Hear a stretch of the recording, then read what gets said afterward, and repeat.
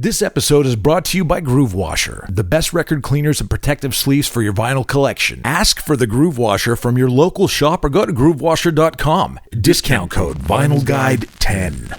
And now, on with the show. Welcome to The Vinyl Guide, the podcast for record collectors and music nerds. Here's your host, the biggest record nerd of them all, Nate Goyer.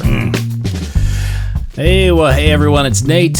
Welcome to episode 433 of The Vinyl Guide. And look, I'm not going to faff about today. I'm going to get right down to it. We have an absolute legend of music on today's show, Mr. John Densmore of The Doors.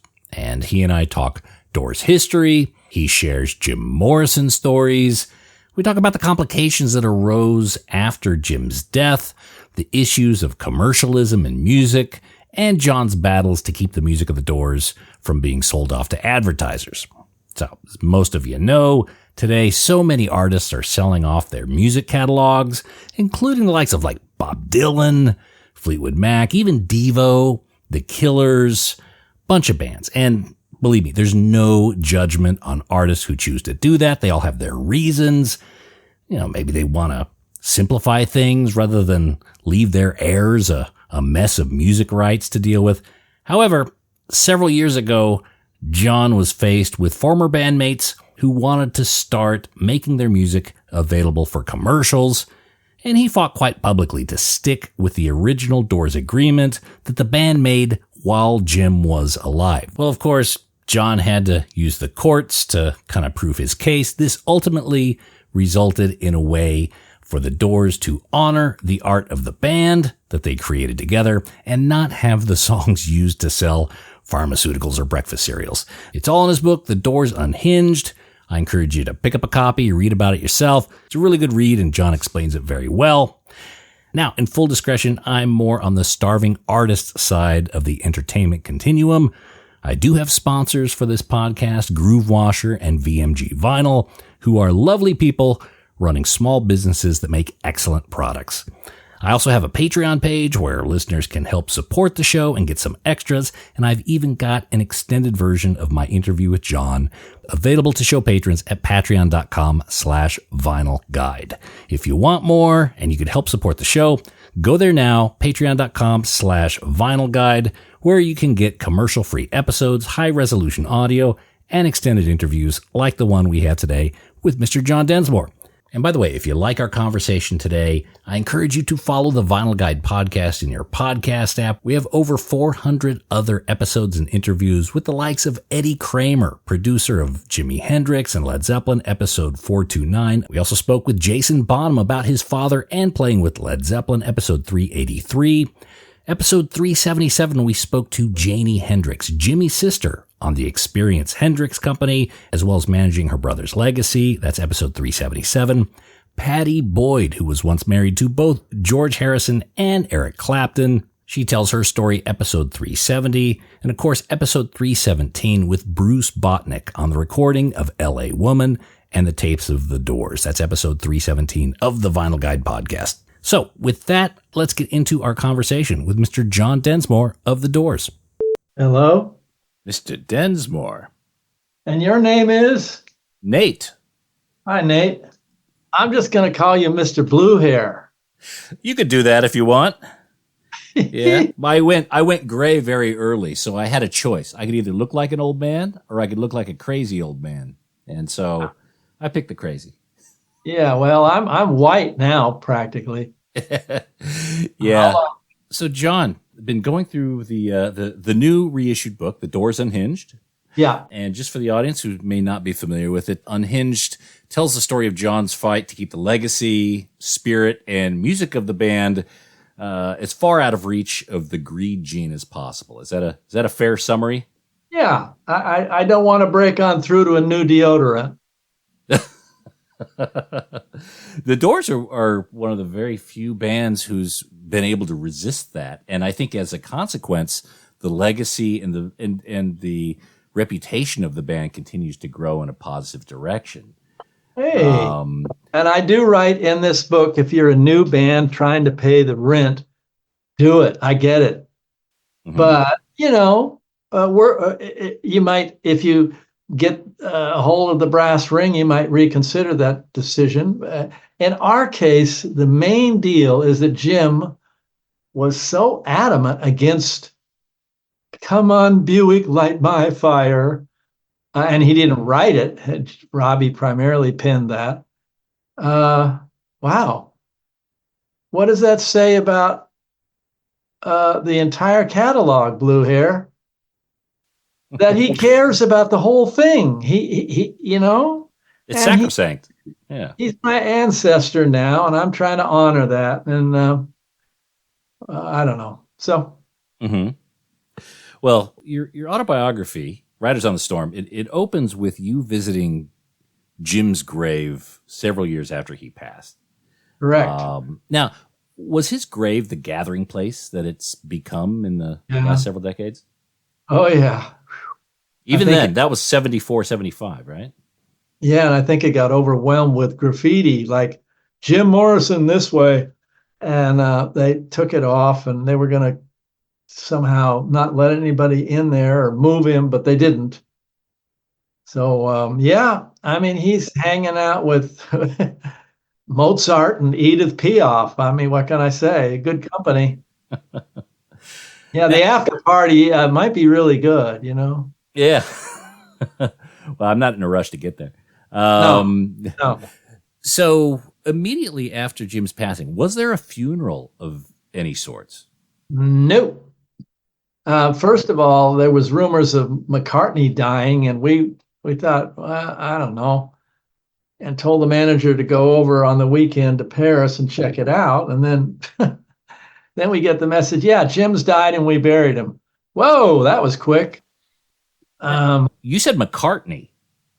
I said that because there were rumors of the Paul is dead. Paul is dead, and so we sort of thought, okay, you go over and let us know. And he let us know it was true, and he buried him. Whoa, holy shit. Pam wanted it quick. What can I say? Right. I don't like the Jim's not, and Jim's, hey, I understand the Jim's still alive rumors because we all loved his artistry. I also witnessed him turning into an alcoholic.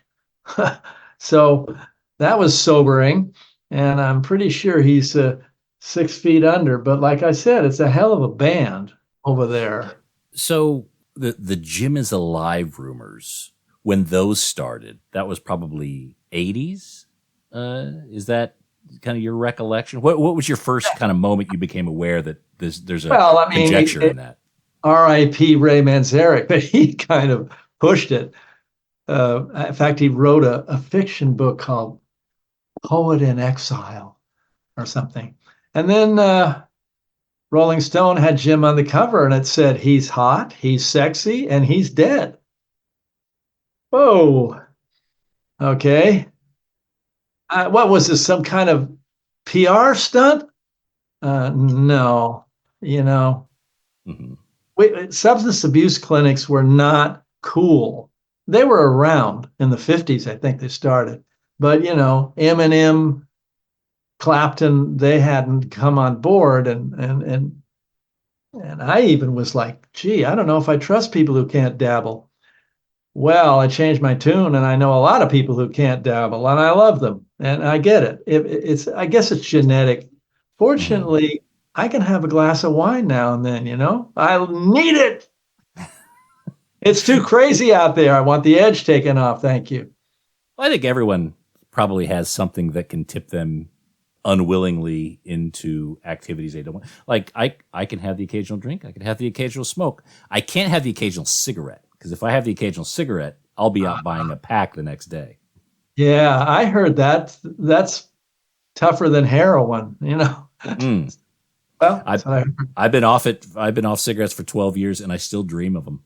So correct me if I'm wrong, but you had the last conversation with Jim from all the band members. Is that right? Yeah, that's correct. Okay. Did you get the impression that he was kind of cleaning up, that he was kind of getting clear? No, I was trying to tell if he was a little looped.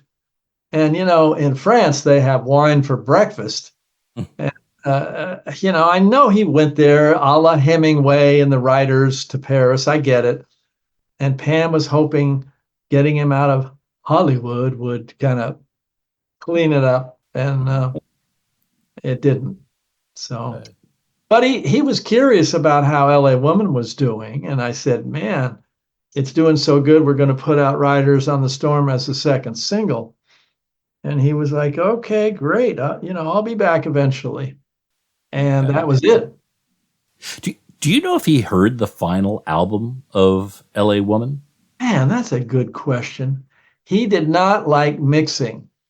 He was not, the technical shit bugged him.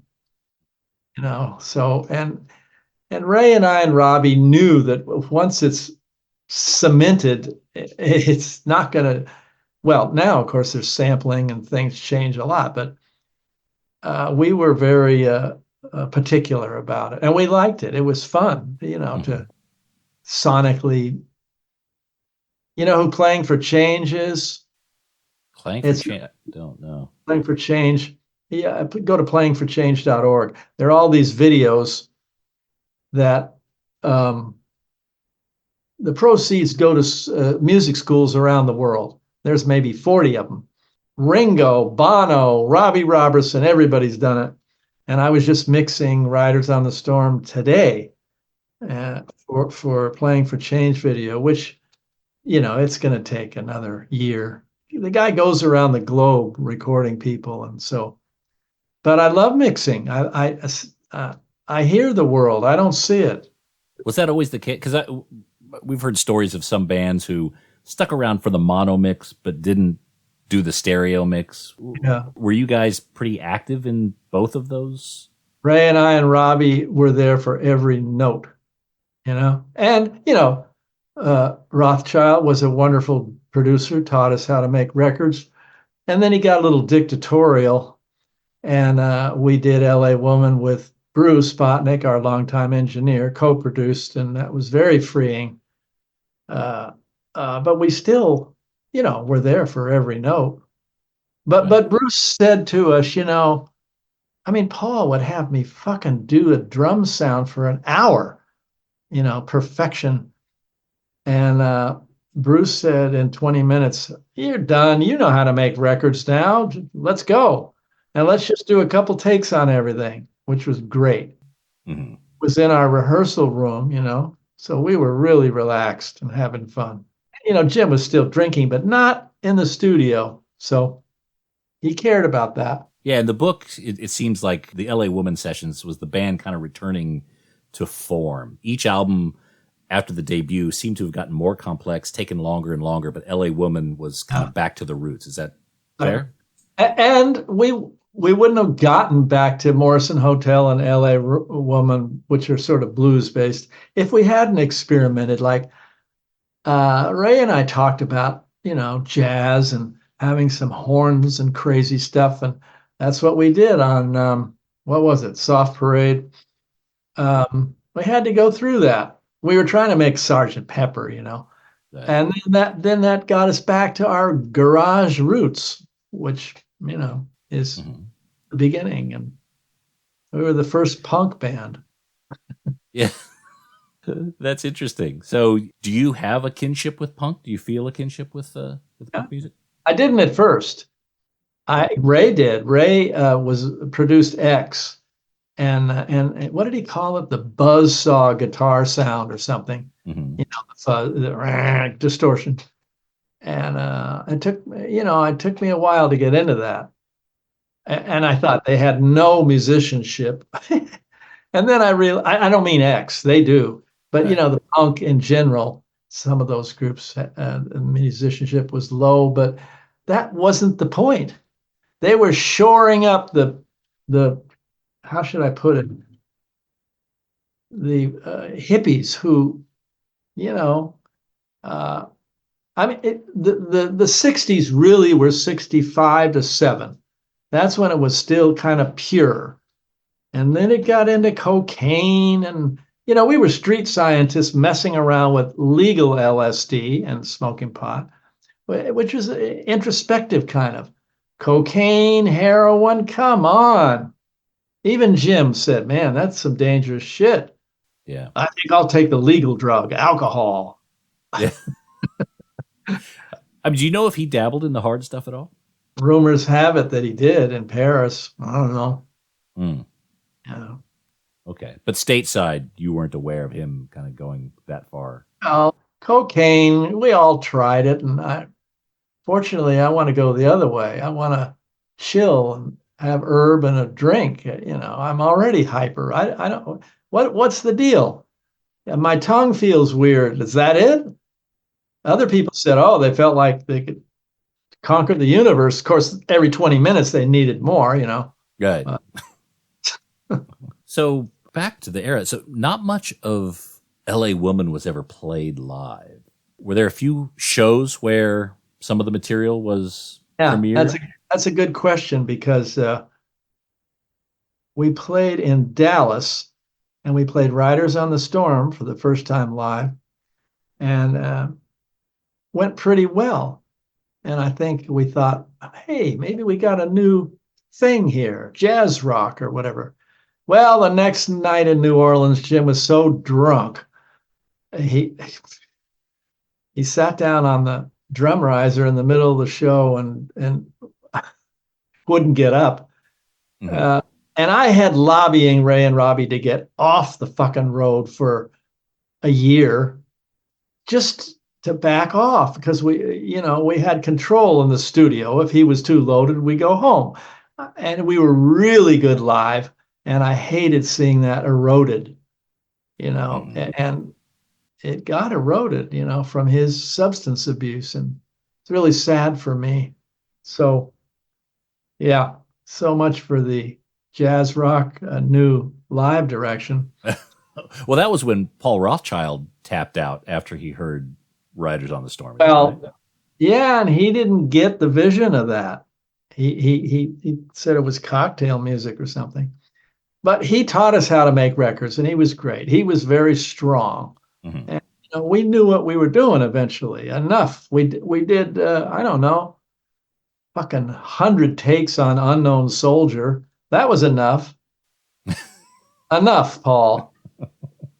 Now, there seems to be a pretty steady stream of Doors live material coming out. Yeah. We've also spoke to people from the Experience Hendrix team who kind of do something very similar. They've got a vault full of tapes, and every year or so they focus on one, clean it up, and they make it available. Is there a lot left in the Doors vault? Do you know? Blue Hair, I thought we scraped the walls of the vaults years ago, and they're still, I don't know, finding stuff or shows somewhere. And I was very against it, at many years ago, like outtakes means we don't want it out. And then, I have a Coltrane album with 6 cuts of the same tune leading to the master. And being a fanatic, I like it. So then I went, okay, if the hardcore fans want to see our entrails, okay, I don't know. But, George Harrison did state that if any more Beatles shit came out, they'd have to put the Surgeon General's warning on the side. So, food for thought. Is there a live recording or performance that we could hear today that you feel best represents the Doors at their peak, at least in your mind? I don't fucking know. Live, She Cried, I guess. I think our best live performance with video was the Roundhouse in London. It was, we were young. It was in black and white. We had a lot of fire, and some of the Beatles were in the audience. That for me is the best live thing. The Hollywood Bowl is visually beautiful, but Jim was kind of spaced out on acid. Thanks a lot. Yeah, he didn't let anyone know. You found out afterwards, is that right? Yeah. How he managed to get through, I don't know. But he did get obsessed with a moth on the stage, A little moth flickering around. Jim, hello, Jim. Now the New Orleans show, that was the final Doors show. Is that right? Yeah. Okay. Yeah. And I understand there's a recording of that, but of very poor quality. Have you heard that? No. Okay. So I walk around and sit down next to him in the middle of the show. Everybody's waiting. I said, Jim, what would you like to play next? He's just sitting there. And then he tells some stupid story. Oh, and then that's it. Then Ray and Robbie walk off and we know it's done. Yeah. He was trying to tell jokes apparently at one point. Yeah. Oh, not very good ones. Okay. Well, apparently there is a recording of that. I think Bruce Botnick mentioned it. And Really? yeah, Wow. I think it was him. No, there's I shouldn't bring this up, but I have. There's an absolutely horrible recording of him drunk out of his mind with Hendrix at the Scene in New York, a club where he goes up on stage and just ruins everything. But, he did that. So there is a recording of that. You've heard that, yeah? Oh, shit. Don't find it, okay?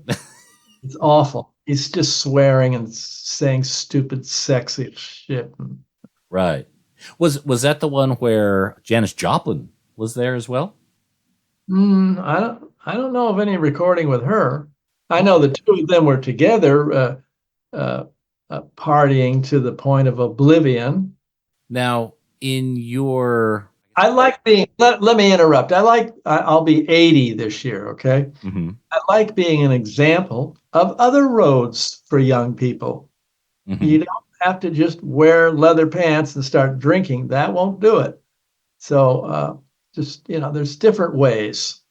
Sure. Yeah. And it seems like you've had a very rich artistic life. The Doors were a great kickoff, but... Had? What do you mean had? Well, okay. I told you I was mixing this morning. And also, you know what I'm doing? I have so many projects. It's crazy. I'm doing an album with Chuck D from Public Enemy. Wow. Okay. He called me and said, Chuck D plus John D equals dope. Let's make dope. You got the rhymes, you got the beats, I got the rhymes. And we're into it. I don't know what it is, alt hip hop or something. Wow. And I'm also going to do a quick album in a couple days of just mainly improvising with Adam Holzman, who's Jack Holzman's son, who signed us to Elektra Records. And Adam played with Miles fucking Davis. That's how good he is. And Ray was his idol. But man, so he came over to my house a year ago, and I have a baby grand in the living room, and I had my drum set, and we jammed, and we had so much fun. We're gonna go do it for a couple days and record. Phenomenal. Yep. I'm interested in this Chuck D project. Have you already done the recordings on that? Well, we've done tracked 2/3. I hope the fall of this year that comes out. Wow. And what other musicians? Just you and Chuck? I'm assuming there's... Primarily. Okay. Yeah. Okay. So you have continued to have a rich artistic life. Thank you. After the Doors. When the Doors were originally starting, and I don't even know if you recall the Doors yet, there was that original acetate record that was made that was brought around to different record labels. Yeah. Correct. Yeah. Do you know how many of those acetates were made? There seems to have been a few that were out there and available. I think there was about 6, give or take. Robbie was not in the band yet. It was Ray and his 2 brothers, one playing harp, one playing guitar, and me. And was there a girl bass player on that? We had a girl bass player for a minute. Ahead of its time. Yeah. Moonlight Drive was on there. It's pretty amateurish, but we had no idea how to make records or anything. Mm-hmm. Yeah, that was an early acetate. Is that what got us signed to Columbia? I don't know.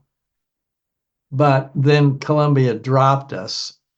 I went into the Billy James was the Elektra West Coast PR guy, and he went to the bathroom, and I looked on his desk, and I saw the Columbia pickup and drop list, and we were on the drop list.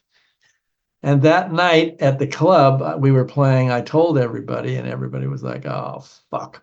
And I went, "No, it's a good thing," and trying to be optimistic. And so Elektra, everybody came to the whiskey. Light My Fire's a hit, blah, blah, blah. But Elektra Records was the only one who stepped up with $5,000 and 3 albums. And we were excited to be on a little boutique label with Paul Butterfield and Judy Collins. It was pretty hip. And so off we went. And Love, they were wonderful. Columbia, and it was the Doors, I guess. It was. Okay. And to this day, they're still searching their vaults. Didn't we record something? Oh. So nothing was recorded in your time at Columbia. Nothing. Okay. And that acetate, did each of the band members have one, or did management get the 6 of them? Because one of them came on the market. A lot of what we talk about here are records and collectibles and things like that. And one of the acetates came on the market, I think, in 2011. And then there was one, I think, that was part of it was used as a source for a Doors box set, I think, in the late 90s. Yeah. Okay. Yeah. Do you remember much about those acetates? I just remember there was 6 of them, and I didn't have. Oh, we all had one, and we took them to record companies and stuff. Yeah. So with the rights of the Doors, and in the book, you fought quite valiantly for the legacy of the music to stay within the agreement that the 4 of you originally made. Yeah.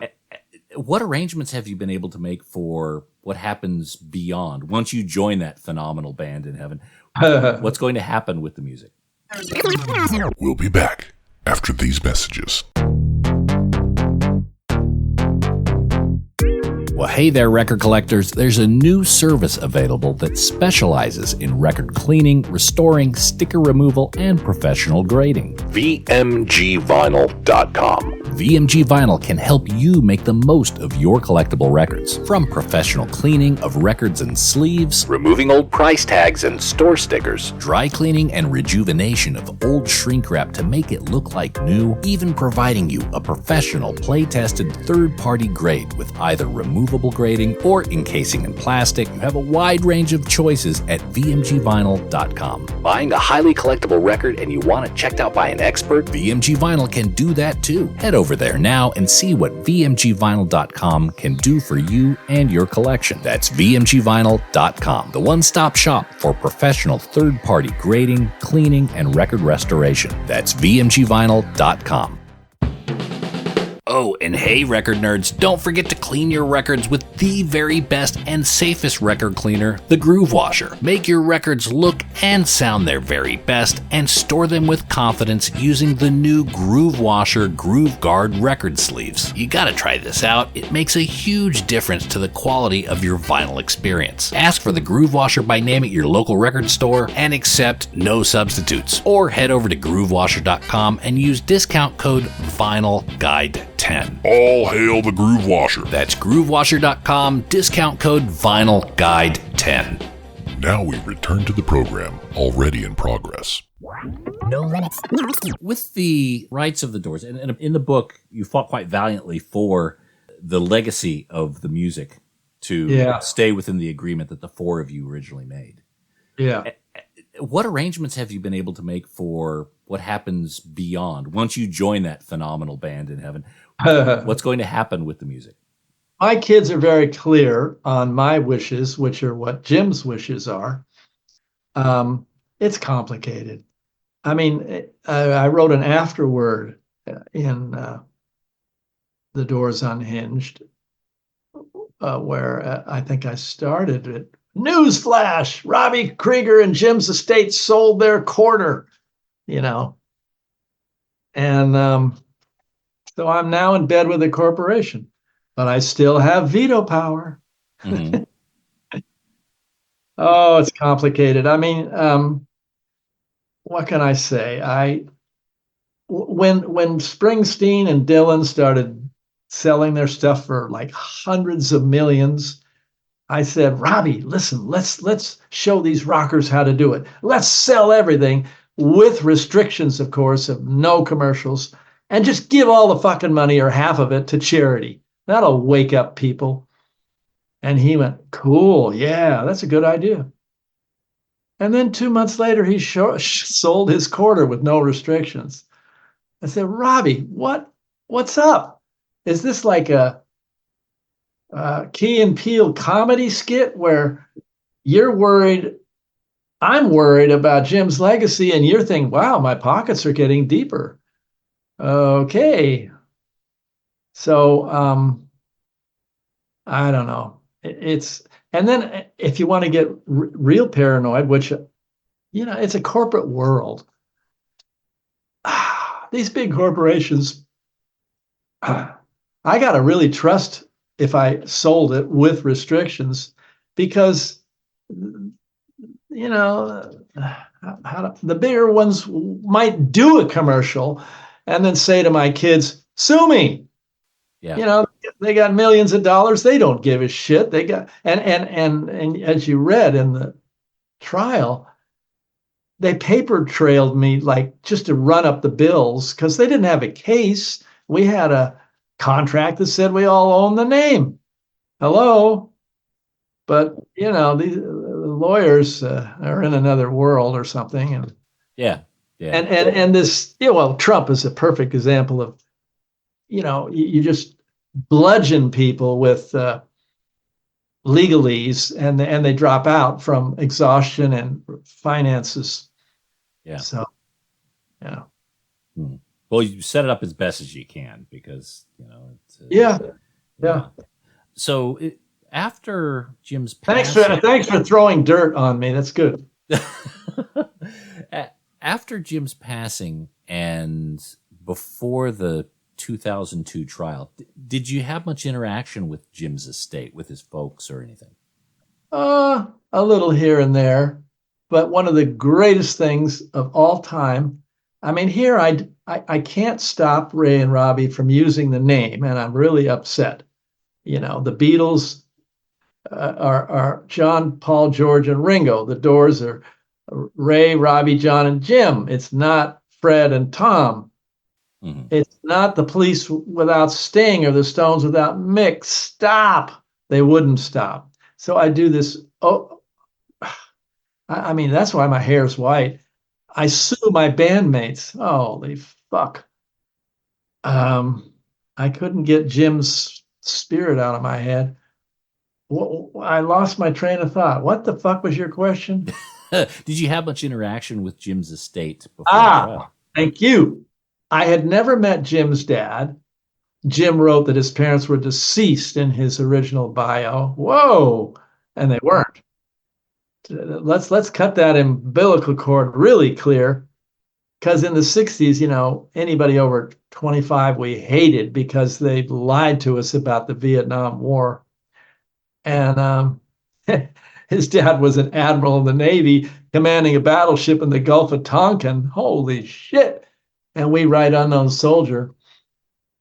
And here he comes down the hallway to join me in the trial to preserve his son's legacy.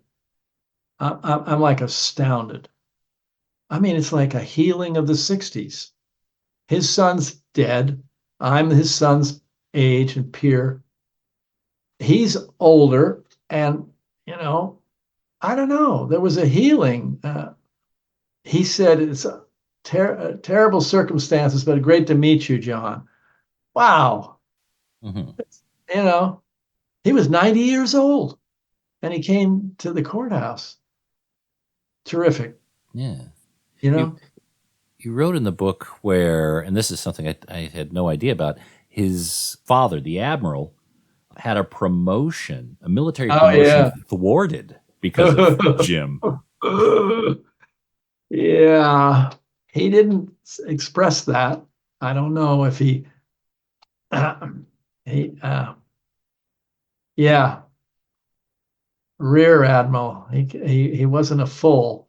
You have to have approval, and his son's antics kind of tainted his road.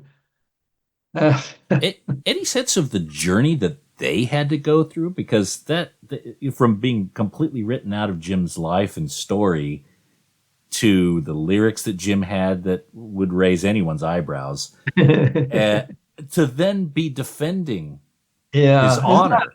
Incredible arc. I mean, the guy who did John Scheinfeld, documentary film director, he did the U.S. versus John Lennon and a whole bunch of other movies.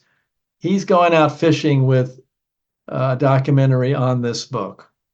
And I think that's a really important sub-story that, yeah, Jim writes that his parents are deceased. And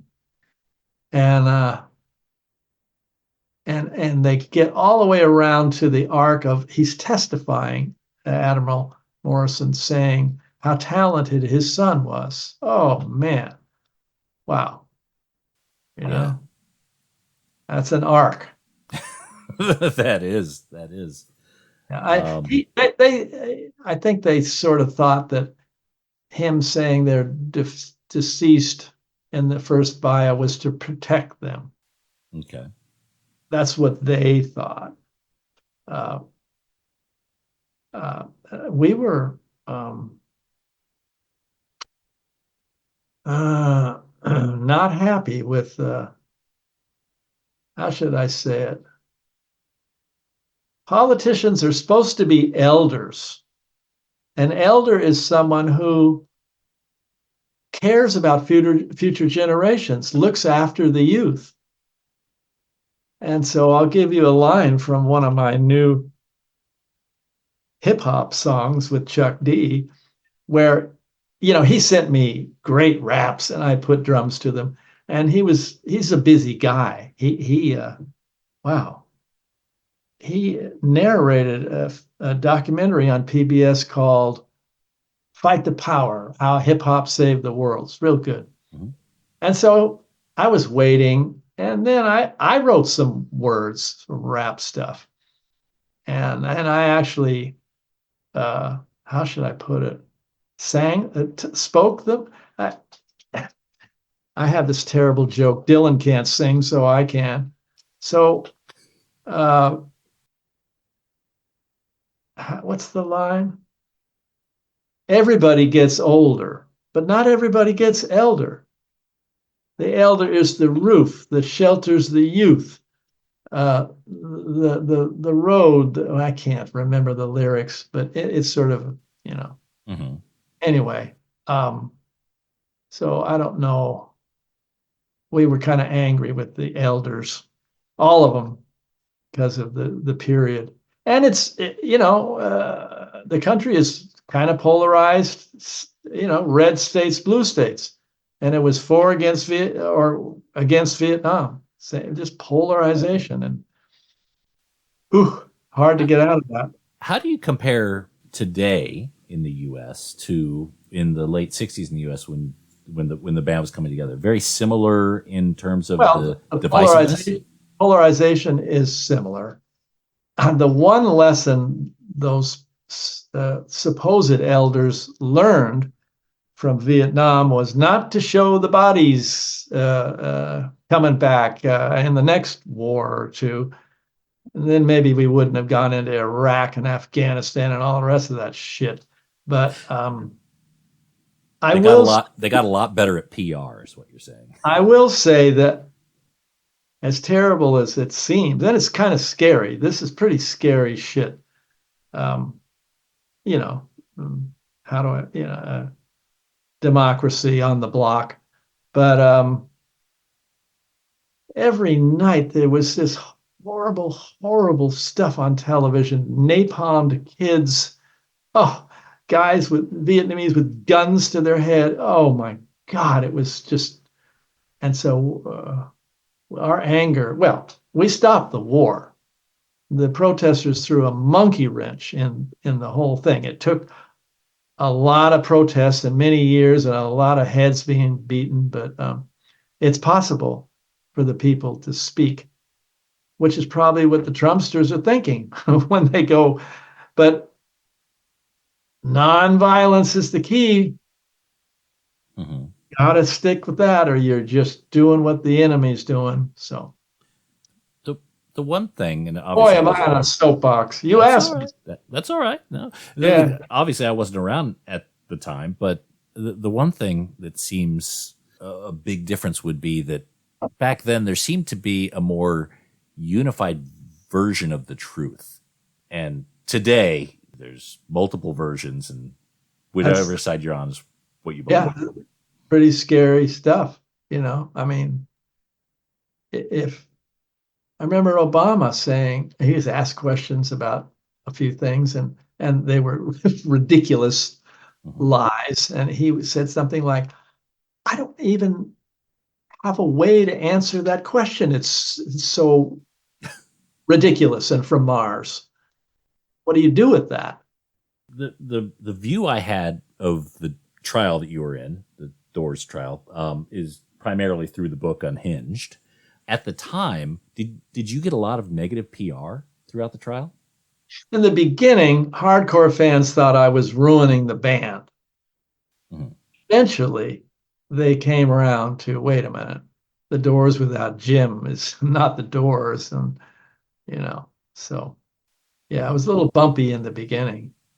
It's actually kind of fortunate you had the Buick issue in the 60s, which set that precedent. If people aren't aware, I think that's where, when the four of you, when Jim was alive, the four of you were approached for a Buick commercial. Is that right? That's right. And what pleases me greatly is that after the preface on the Doors Unhinged, my first sentence, the first two words of my book is "fuck you" from Jim saying to us, or Ray, "What are you doing? You just made a pact with the devil."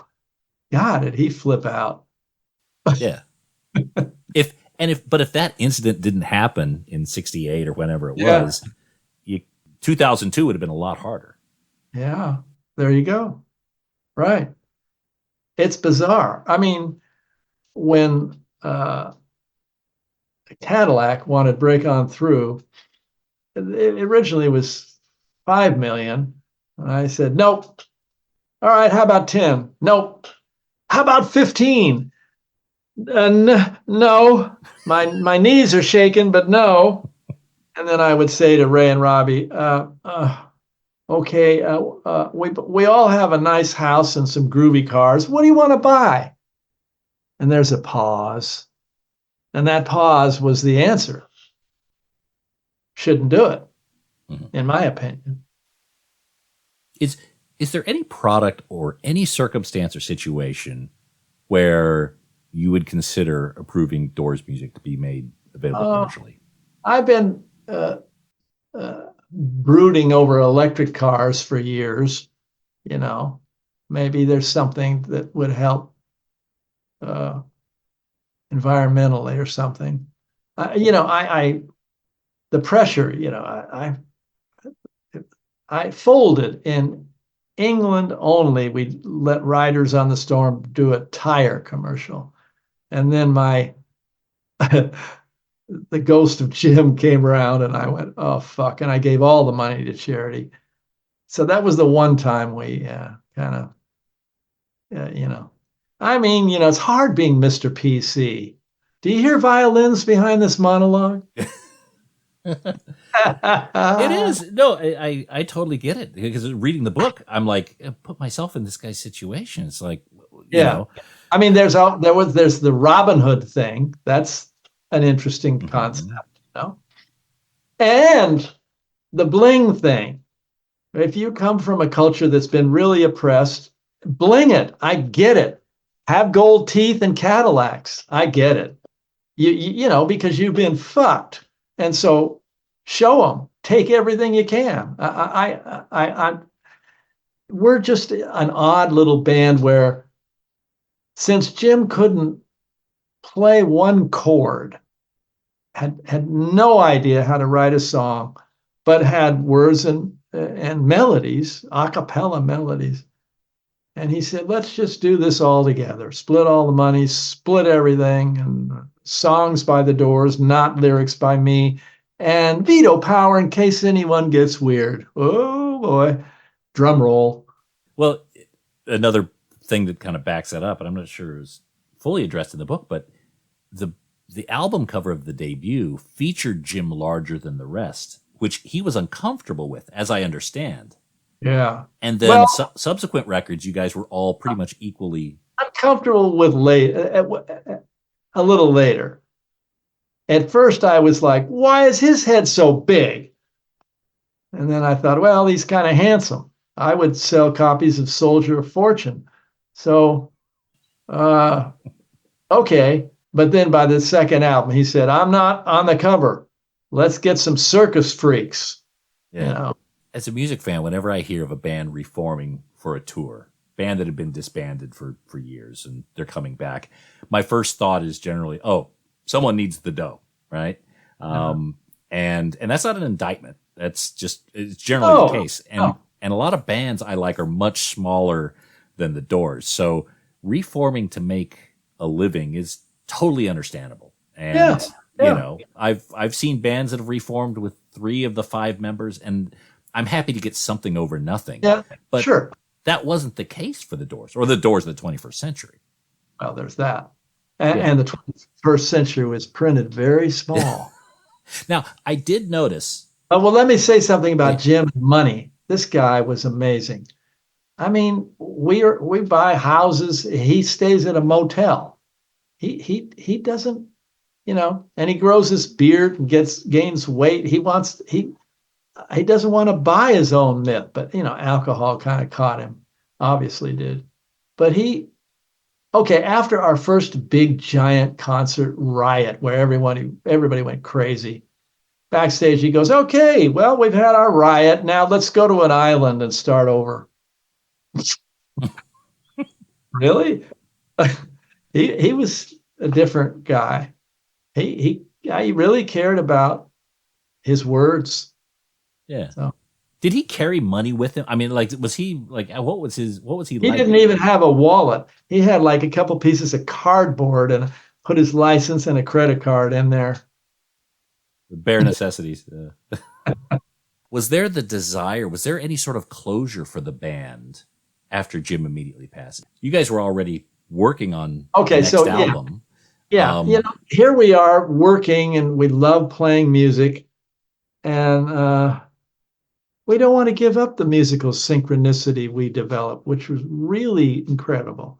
I mean, it was so intuitive. Me and Ray, God damn, his left hand was the bass player. Mm-hmm. You know, we fooled around with auditioning singers. Thank God we didn't try and get somebody to fill Jim's leather pants, because, you know, that's a big task there. Apparently so. And so Ray and Robbie tried to sing, and we avoided that, you know, that slot, trying to fill that slot. But after 2 albums, we kind of, oh, fuck. We lost our focal point. What are we doing? And we had 3 more albums with really good money, and we just passed on it. Mm-hmm. We had a 5-album deal after Jim died. We did 2. Were there any known names floated for who could potentially replace Jim? Yeah. Joe Cocker. I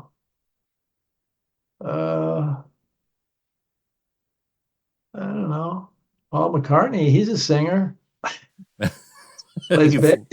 His name was floated, and we don't know. I don't know. I don't think it was, you know.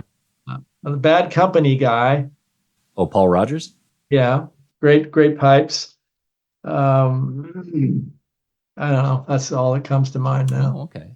Did they actually try out? Mm-mm. No. And no recordings with other singers were made. No. Sorry. No, just curious. Yeah.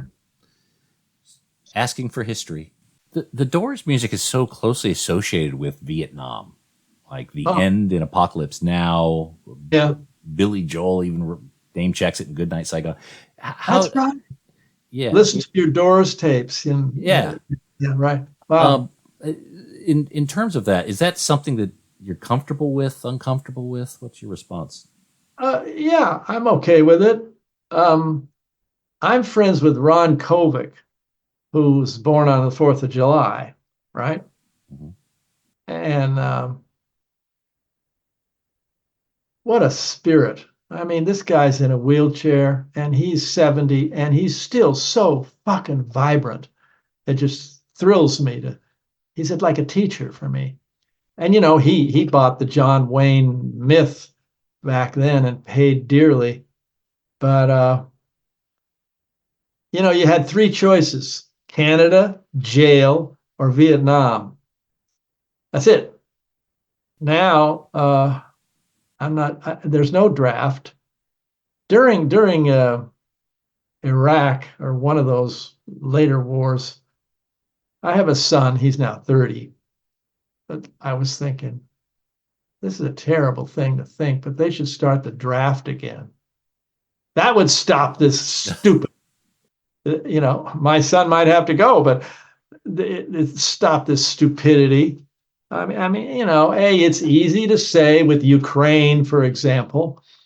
I even, this is a real interesting story. I heard there was a woman in Kyiv sent me an email or something. She said, we're listening to Light My Fire and making Molotov cocktails. Music is a weapon. Thank you so much for the inspiration. I was like, wow. So I had the Doors logo made in the Ukraine colors. And we have T-shirts. All the charity went to Ukraine. But now it's dragged on so long, I'm getting nervous. I've got two boys, 14 and 17. Yeah. And not only with Ukraine, but with, the other conflicts happening in the Middle East. I'm like, dude, you guys need to figure out some way that you're going to be able to potentially be of use without someone putting a gun in your hand. You got to figure out how you're going to be able to navigate this, because I think that there's probably going to be a much larger escalation. I wouldn't put a draft out of reach in the next 5 years. That's a beautiful line that you actually stole. You didn't know it. Gustavo Dudamel, the conductor of the LA Phil, genius, who's in the Seekers, he came up in El Sistema, a music program in Venezuela. The slogan for it was, if we get a musical instrument in the hand of these kids, they won't pick up a gun. And this is, hundreds of thousands of kids in Venezuela have gotten into music, even though the politics is, but yeah, exactly. That's great that you said that to your kids. You got it wasn't not even just musical instruments. It's like computer programming or some other function that whatever. Yeah. Right. Anyway, that's such a. I don't mean to end this whole thing on a down. Really happy note, Blue Hair. Okay. So let me say this. It's. I don't want to be in denial. Mm-hmm. And one has to be careful. You can't save people from drowning with holes in your boat. So don't get too, not you, but whoever, too overloaded with the troubles of the world. And they're ominous, clearly.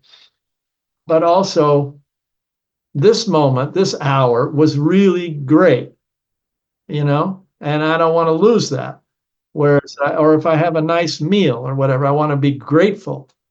And so we can't forget that. And also, when things get really dire, there's a chance for something to get through that really flips things over. That's just I got a yin and yang tattooed on my arms, my only tattoo. Life is kind of hard and great and hard and great. And so I'm praying that, I have this theory. Now I get it real political. If it wasn't for the 8 years of Bush, Obama wouldn't have snuck through. So okay. I know I sound like a real liberal, but I am. I'm just grateful he didn't get shot. And he wasn't as progressive as I wanted. Yeah. But, there was a step there, and we're stepping back now, and maybe we'll step forward soon. Okay, end of sermon. Well, to quote the great Mr. Rogers, whenever something bad happens, always look for the people who are helping, because they'll always be there. That's, what's his name? Mr. Rogers. Yeah. Yeah, Mr. Rogers. Yeah. Look for the helpers. They will always be there. So. Did you see Tom Hanks? No, I didn't. I didn't see that movie. No. Oh, wonderful! I flipped it on, thinking, Mr. Rogers, and it was transformative. Check it out. Okay. Not only the performance, but wow, this guy, he had some healing shit. As corny as he was in his sweaters and everything. There's a scene where maybe it's true. I think it's true. Somebody in the family is dying, and everybody's sitting around, and Mr. Rogers comes in, and he does this rap about, our culture's pretty afraid of death. It's okay. We can talk about it here. It's like, wow. It's very wise stuff. Once again, thanks for throwing the dirt on me, you schmuck. All right. Well, John, again, thank you very much for your time, mate. I want to make sure everyone knows about John's books, The Doors Unhinged, Riders on the Storm, and The Seekers, available wherever fine books are sold or stolen. And we look forward to hearing your project with Mr. Chuck D. I've been a huge Public Enemy fan since the 80s. I used to go see him in Oakland, much to the surprise and concern of my parents. But yeah, that sounds like an amazing project. So again, let's take some dirt off you. There's a lot of life and a lot of music and art left. So John, thanks for your time, mate. And make sure I get a link to this interview. I want to spread it around. Oh, absolutely. All right. I'll send it over to you. All right. Keep that hair blue. I will, man. I don't have a choice. Bye. Take care. Cheers. Yeah. Oh, man. There we are. Mr. John Densmore. How cool is that guy? I mean, we knew he was going to be cool, but man, it's always great when they show up and they're that cool. John Densmore, latest book, The Doors Unhinged, of course. And by the way, there is an extended version of this interview only for our Patreon legends, patreon.com/vinyl guide. Head up there now. Help support your buddy Nate. Buy me a burrito or a beer or both and enjoy all the extras up there. Patreon.com/vinyl guide, peoples. And that's it for this episode of The Vinyl Guide. Thank you so much for tuning in. Do me a favor. Please share these episodes on social media. That's always a huge help.